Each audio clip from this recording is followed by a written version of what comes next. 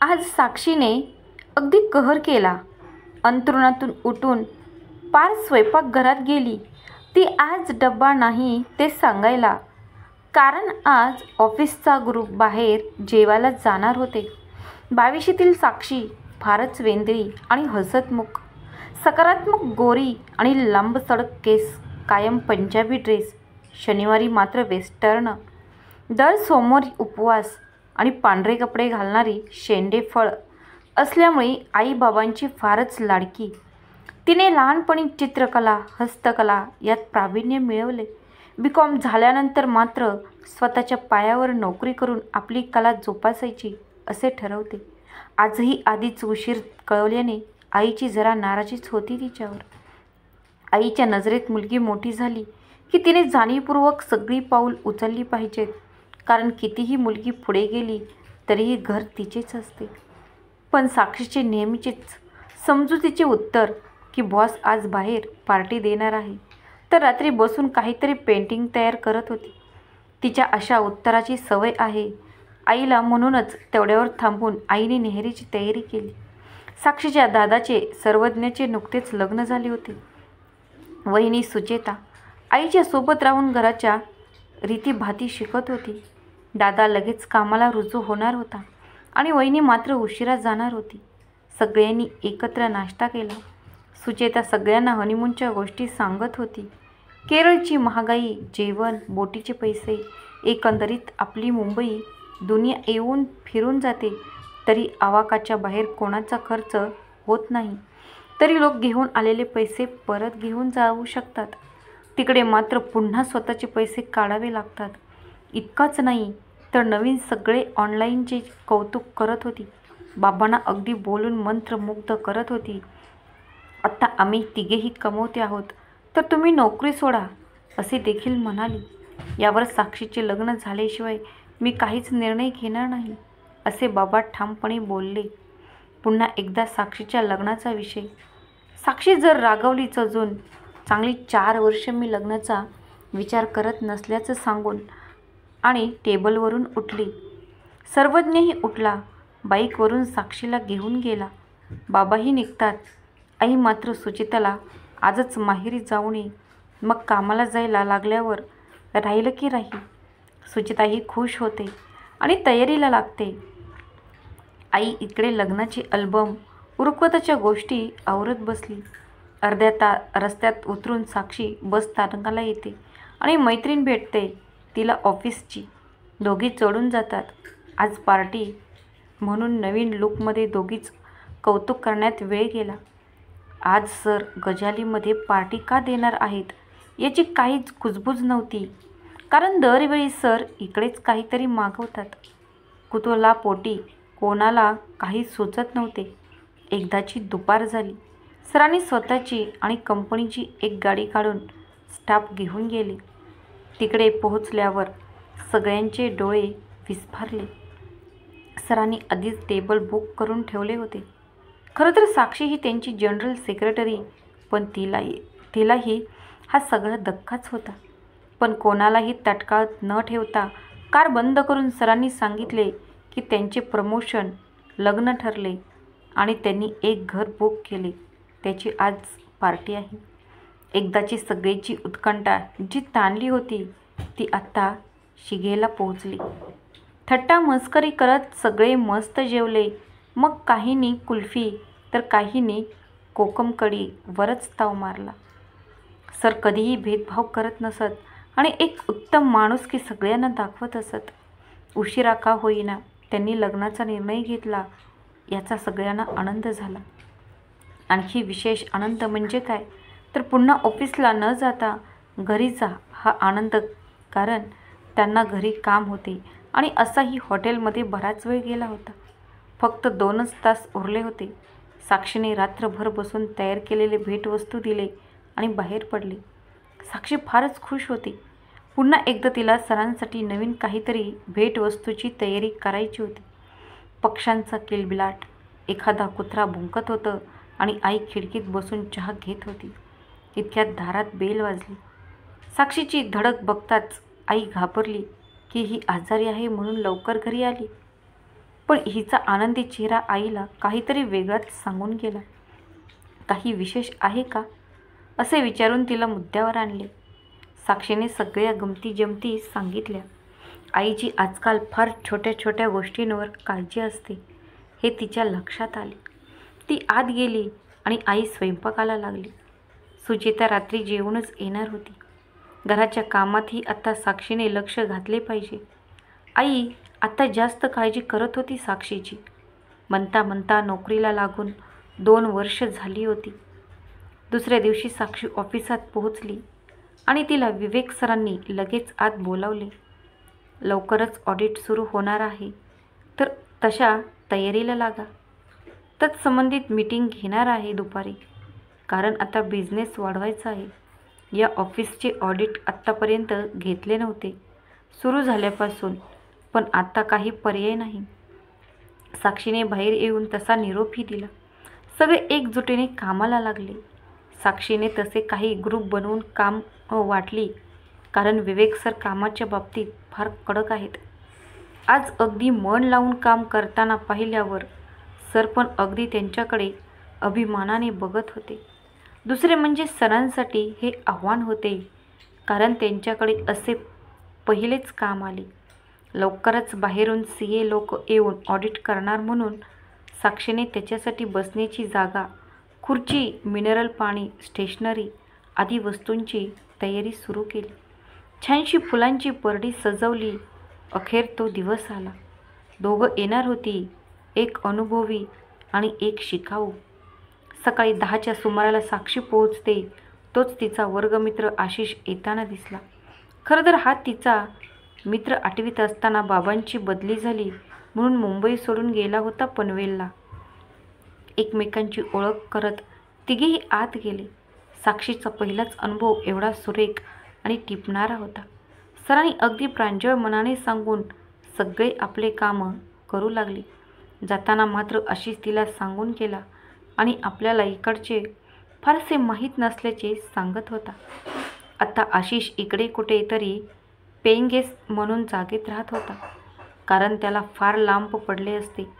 साक्षी त्याच्याबरोबर जाऊन काही रस्ते, बस मार्ग दाखवत होती, कारण आता 6 महिने आशिष इथेच राहणार होता.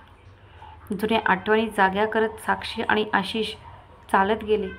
आपल्या रस्त्याकडे येताच आपल्या घरी चल असेही ती म्हणाली, पण आशिष तयार नव्हता. कुठेतरी त्याला त्याच्या वरिष्ठांचे दडपण होतेच.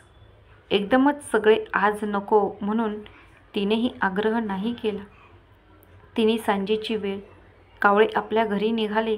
पक्ष्यांचा देखील चिवचिव थांबली आणि साक्षी घरी पोहोचली. मागून दादा आला. आई मात्र साक्षीला टक लावून बघत होती.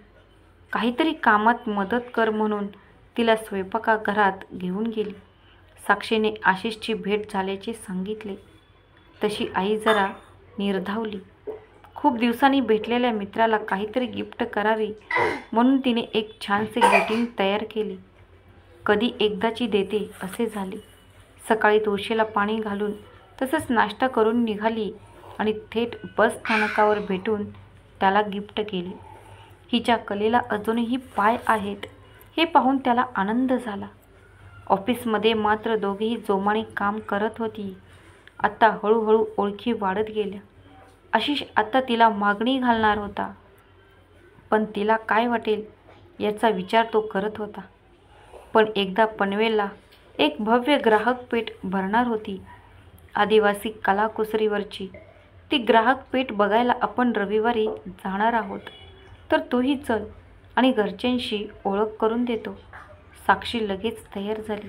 घरी पटवून ती तयार झाली. आशिष तिला घेऊन सकाळीच निघाला. घरी वेळ घालवला, ओळख करून दिली आणि दुपारी पेठेत गेले. तिला आवडतात त्या सगळ्या पेंटिंग त्याने तिला घेऊन दिल्या. निघताना मात्र त्याने तिला विचारले, आपण लग्न करूया का? साक्षी थोडी गडबडली. काय सांगावे सुचत नव्हते. पूर्ण प्रवास ती गप्पच बसली. उतरताना मात्र आपण विचार करून घरच्यांना विचारात घेऊन ठरवूयात. आशिषला आपण कोणतीही चूक न केल्याचे कळते आणि खुदकन हसून तिला हवा तेवढा वेळ घे असे सांगतो. बऱ्यापैकी काळोख पडला होता. आणि काजव्यांचाही आवाज येत होता. दारात पोहोचताच कळले की दाराला कुलूप आणि शेजाऱ्यांकडून कळले की बाबांना हॉस्पिटलमध्ये दाखल केले आहे. खूप हृदयाला भोक पडली आहेत म्हणे. साक्षी थेट निघते आणि तिकडे पोहोचते. सगळा चांगला मूड आत्ता गेला होता. काय सांगावे, कसे सांगावे घरी? कधी येईल ती संधी? सगळा विचार करून साक्षी गोंधळते. आणि सकाळी बाबांचं निधन. सगळी आशा संपली. आईच्या तर अगदी कल्पवृक्षाचा आधारच गेला. आपलं प्राक्तन असं कसं आत्ताच कुठे मुलाचं लग्न झालं आहे आणि आता त्यालाही बाहेर जाण्याचा योग होता. आता माझ्यामुळे तो अडकला. आईचे मन अगदी सुन्न झाले होते. साक्षीने ऑफिसला कळवल्यावर संध्याकाळी सगळे भेटायला आले आणि आशिषही आला होता. पण काही विषय काढला नाही, किंबहुना त्याला ती वेळच वाटत नव्हती. दादा वहिनी काय म्हणतील? खरे तर वर्षाच्या आत लग्न केले तर चांगले. आता म्हणता म्हणता 6 महिने होत आले बाबांना आणि अजून साक्षीने विषय काढला नव्हता. एकदा वाटले सांगावे, पण तिने उगीच आईचा भ्रम निराश नको म्हणून थांबली. त्यात दादा वहिनींनाही बाहेरगावी असलेली संधी हुकवावी लागली. एकदाचे लग्न झाले तर आईला काळजी नव्हती, पण तिलाच आई सावरल्याशिवाय काही सांगायचे नव्हते. वेळ जमेल तशी काढून आणि आईलाही साक्षीचा विरह एवढ्यात नकोसा वाटत होता. ऑफिसमधले ऑडिट संपले होते. आशिष दुसरीकडे कुठे जात होता. रोज नाही, पण जमेल तशी भेटीगाठी होत होत्या. आई आत्ता सावरली आहे. आता आपले लग्न झाले तर दादा आईला घेऊन कुठेतरी जाईल, तरी म्हणजे सगळे प्रश्न सुटतील. या हिमतीने ती आशिषला होकार द्यायला तयार झाली. पण नियतीच्या मनात दुसरेच काहीतरी एका कारणे मागून येऊन साक्षीला धडक दिली की साक्षीला आता कधीच व्हीलचेअरशिवाय चालता येणार नव्हते. साक्षीने तसे आईकडून कळवले, पण आशिष पुन्हा भेटायला देखील नाही आला. आईला तर आता निष्ठुर देवाचे काय करायचे असे एक एक प्रश्न मनात घर करू लागले. आपल्या मुलीच्या आयुष्यात मित्रमैत्रिणी कसे जमतील? ती 4 चौघांसारखं कसं जगेल? मुलगा आणि सुनेच्या स्वप्नाचं काय? विचाराने आई देखील खंगली. साक्षीने मात्र दादाच्या जीवावर जगण्यापेक्षा घरच्या घरी दुकानदारांना बोलावून पेंटिंग, राखीपंती, रुखवताचे काही नमुने दाखवून मिळेल तेवढे काम घेतले. आईनेही तिला चांगलाच आधार दिला. काय हवे नको ते पाहिले. पुन्हा एकदा जवान झाली. जड सामान साक्षी घरेच मागवे. वर्षभरात तिने चांगला जम बसवला, तरी देखील आपल्या मागून साक्षीचे काय या विचारातच ती खंगून जायची. साक्षी सगळं करण्यात रमून जायची, पण मध्येच तिला आशिषची आठवण यायची. आपण काही कळवले नव्हते म्हणून बरं याचा तिला निश्वास वाटे. नाहीतर घरचे आणखी कोलमडले असते. पण अशाच एका विचारात आईने तिला आशिषबद्दल विचारले. तेव्हा न राहून साक्षी अगदी रडू लागली आणि सगळा भूतकाळ सांगितला. दादा वहिनीचे कुरकुरीचे शब्द आईने एकदा चोरून ऐकले. तेव्हा आईने लगेच आपण आहोत तोपर्यंत तुम्ही बाहेर संधी घ्या. आईने एक मुलगी कामाला ठेवली, किमया. ती सुदैवाने ती चांगली होती. दिवसभर साक्षीची तर काळजी घ्यायची, पण तिला हवे नको ते सामान आणून दे. सगळे पाहिजे. जसे जमेल तसे पैसे जमवले आणि घरातच एक क्लास तिने सुरू केला. शिबिर घेऊ लागली. काही लोक तिचे अगदी नाव काढायचे. म्हणता म्हणता तिची तिशी आली आणि आता तिला बसून बसून मधुमेह झाला. आईचे आत्ता काय करावे चित्त लागत नव्हते. तरीही किमयाला घेऊन ती रुटीन चेकअपसाठी जायची. ऑकरमध्ये बसून. अशीच एकदा चेकअपला जाताना तिचा दुसरा वर्गमित्र राहुल, जो MR आहे आणि तो काही कामासाठी इथे आला होता, तो तिकडे तिला हाक मारून भेट घेतली. मात्र साक्षीने इकडे नको, आपण घरी जाऊन बोलूत. आईनेही आग्रह केला, कारण बराच काळ साक्षीला जुन्या आठवणीत कोणी नेले नव्हते. राहुलने तिकडची कामं संपवून आपल्याच गाडीतून साक्षीच्या घरी गेला. घरी गेल्यावर सगळी हकीकत कळली. साक्षीचे घर सगळे पेंटिंगने भरले होते. घरात केलेली आर्ट हाऊस पाहून त्याला भन्नाट आनंद झाला, कारण त्याची बायको सेल्वी ख्रिश्चन आणि तिचे स्वतःचे गिफ्ट सेंटर आहे. राहुलने आपण जमेल तेवढी मदत करूत असे सांगितले आणि तिचा निरोप घेतला. दुसऱ्या दिवशी तो सकाळी सेल्वीला घेऊन हजर झाला. सेल्वी तर अगदी तिला गतजन्मीची ओळख असल्यासारखी बिलगत होती आणि तिच्या बऱ्याच गोष्टी नमुना म्हणून घेऊन गेली.